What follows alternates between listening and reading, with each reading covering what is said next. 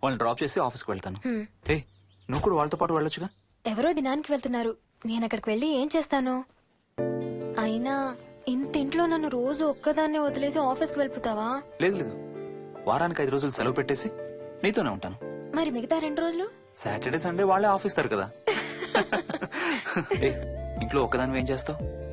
నువ్వు ఎప్పుడు వస్తావా అని నీకోసం పడిగా ఆపులు కాస్తూ ఉంటాను. అవును. ఈరోజు ఏం కలర్ వేసుకుంటున్నావు? I don't know, maybe blue. మొత్తం బ్లూవా? అవును, బ్లూ సారీ. ఆహా, నేను అడిగేది అది కాదు, లోపల. సిగ్గులని ఫెలో. Okay bye.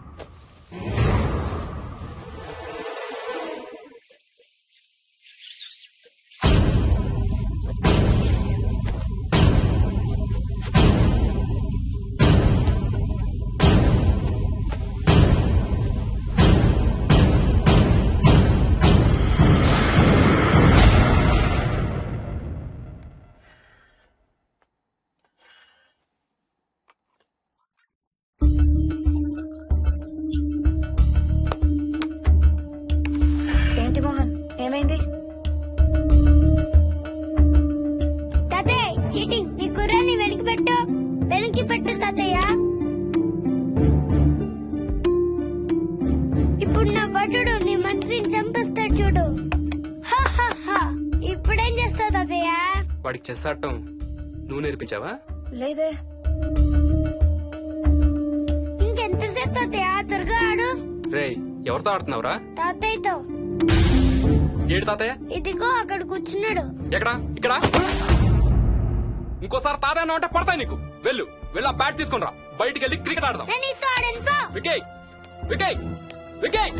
చిన్న పిల్లలతో మాట్లాడేది అలాగేనా? మరి ఇంకెలా మాట్లాడతారు? Wiki, wiki.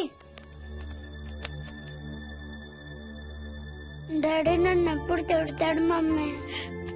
That's because he loves you so much baby. నువ్వంటే చాలా ఇష్టం కాబట్టి.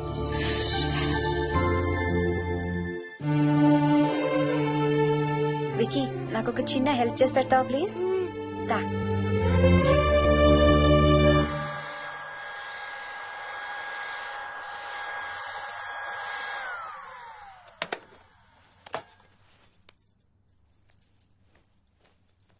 Hi aunty. Hi Vicky. Mummy మీకు బాక్స్ ఇచ్చిరమ్మంది. Thank you. రా లోపలికి రా. ఏంటి స్కూల్ కి హాలిడేనా ఇవాళ? లేదంటే నేనే స్కూల్ కి హాలిడే ఇచ్చేసాను. అంటే నేను అంకుల్ ప్లే స్టేషన్ లో గేమ్స్ ఆడుకొచ్చా. ఓకే వెళ్ళి ఆడుకో.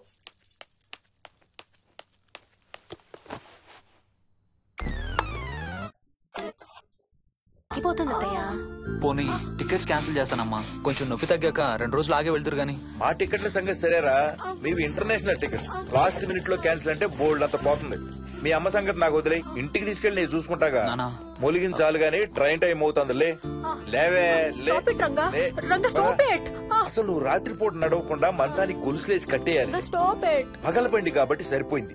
అదే ఏ రాత్రి ట్రైన్ అయితే బెర్త దిగి ఎటో పోయేదానివి. ఏ తలుపో తీసుంటే గోవిందా గోవిందా. Stop it Ranga. అబ్బా నువ్వు ఊరుకోనన్నా, అసలే అమ్మ నొప్పితో బాధపడుతుంటే. బాయ్ మోహిని, అక్కడ ఫ్లైట్ దిగాక ఫోన్ చెయ్యమ్మా. అలాగే అత్తయ్య. బుచ్చయ్య అయ్యా. వస్తాం.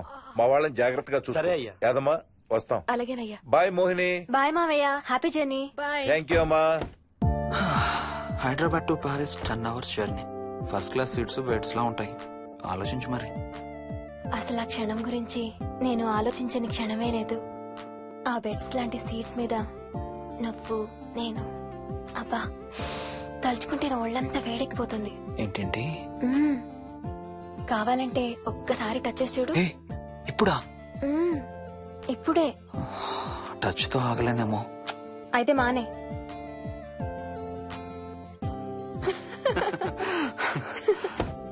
రేయ్ తొందరగా రారా, టైం అవుతుంది. సరే వెళ్ళు, నేను ప్యాకింగ్ స్టార్ట్ చేయాలి. ఇవాళ ఏం కలరు? Stop it Harsha. రోజు పొద్దున్న ఏం తింటావు? ఇడ్లీ. రోజు ఇడ్లీనా? ఇంకేం తినవా? అవును డాక్టర్, ఎప్పుడు ఇడ్లీయే కావాలంటాడు. అప్పుడప్పుడు కాన్ఫ్లెక్స్ తింటాడు. ఇటు తిరగమ్మా. రోజు పాలు తాగుతావా? పాలంటే నాకు ఇష్టం లేదు. పెరుగన్నా తింటావా? పెరుగు కూడా నాకు ఇష్టం లేదు. అయితే ఏమిష్టం నీకు? చాక్లెట్స్. ఆ, ఇదిగో తీసుకో. ఇంకోటి ఇస్తారా అంకుల్? మా తాతయ్య కూడా ఇవ్వాలి. అవునవును మర్చిపోయాను. ఇదిగో. Thank you. ఇంతకీ మీ తాతయ్య ఎక్కడున్నారు? బయటే కూర్చున్నారు. సరే అయితే వెళ్ళి మీ తాతయ్యతో ఆడుకో. Sir thank you. మీకు మీ బాబు గురించి చెప్పే ముందు నేను ఈ మధ్య డీల్ చేసిన ఒక కేసు గురించి మీకు చెప్పాలి. ఈ అమ్మాయి పేరు కల్పన. ఇప్పుడు 18 ఏళ్లు. తనకు 10 ఏళ్ల వయసులో నా దగ్గరికి తీసుకొచ్చారు. రాయడానికి చదవడానికి బాగా ఇబ్బంది పడేది. 10th స్టాండర్డ్ 3 సార్లు అన్ని సబ్జెక్ట్స్ లో ఫెయిల్ అయింది. తనకి చదువు రాదనే డిప్రెషన్ తో ఆత్మహత్య కూడా ట్రై చేసింది. అలాంటి అమ్మాయి సడన్ గా ఒక రోజు పుస్తకాలు తీసుకుని రూమ్ లోకి వెళ్లి గంటలు గంటలు చదవడం స్టార్ట్ చేసింది. 10th స్టాండర్డ్ 96% తో పాస్ అయింది. ఎలాగమ్మా అని అడిగితే వాళ్ళ నాన్నగారు రోజు వచ్చి చదువు చెప్పి హెల్ప్ చేశారంది. నిజానికి ఈ అమ్మాయి నాన్నగారు తను పుట్టకముందే చనిపోయారు. చదువు దారిలో పడ్డాక కల్పనకి వాళ్ళ నాన్నగారు కనబడ్డం మానేశారు. ఈ కేస్ గురించి మాకు చెప్తాను. ఇది కల్పన చిన్నప్పుడు తీసిన ఎక్స్రే. ఇది wiki x ray.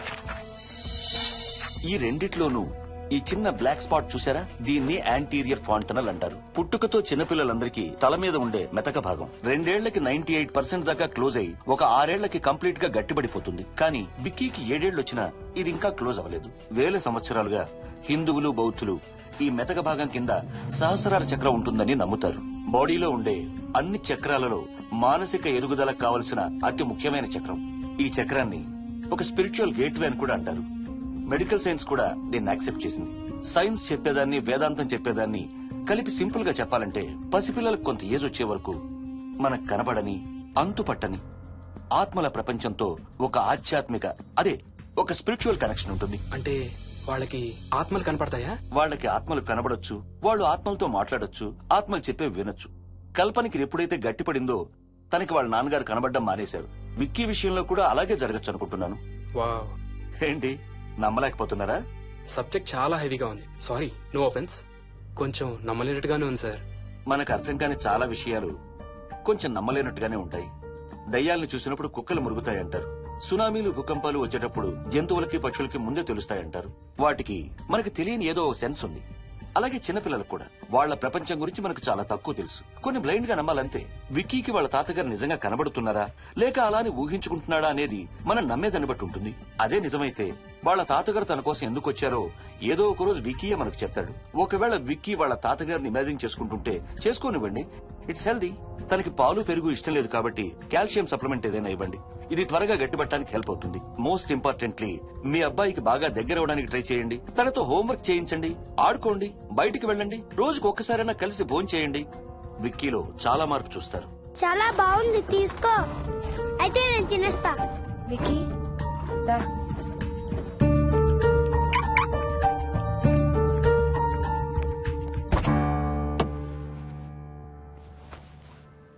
Wiki, listen to me carefully.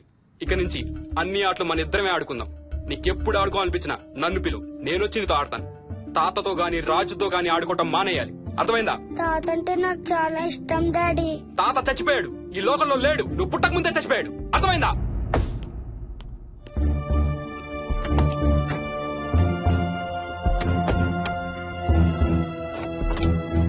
Daddy, ఏంట్రా? తాత నిన్ను సీట్ బెల్ట్ వేసుకోమంటున్నాడు. రేయ్, నిన్ను స్టాప్ ఇట్. వాడితో డీల్ చేసే విధానం అది కాదు. కార్తీ ఇవ్వు, వాడికి బాగా గారం ఇవ్వు. తర్వాత ఏడుస్తావు నువ్వే.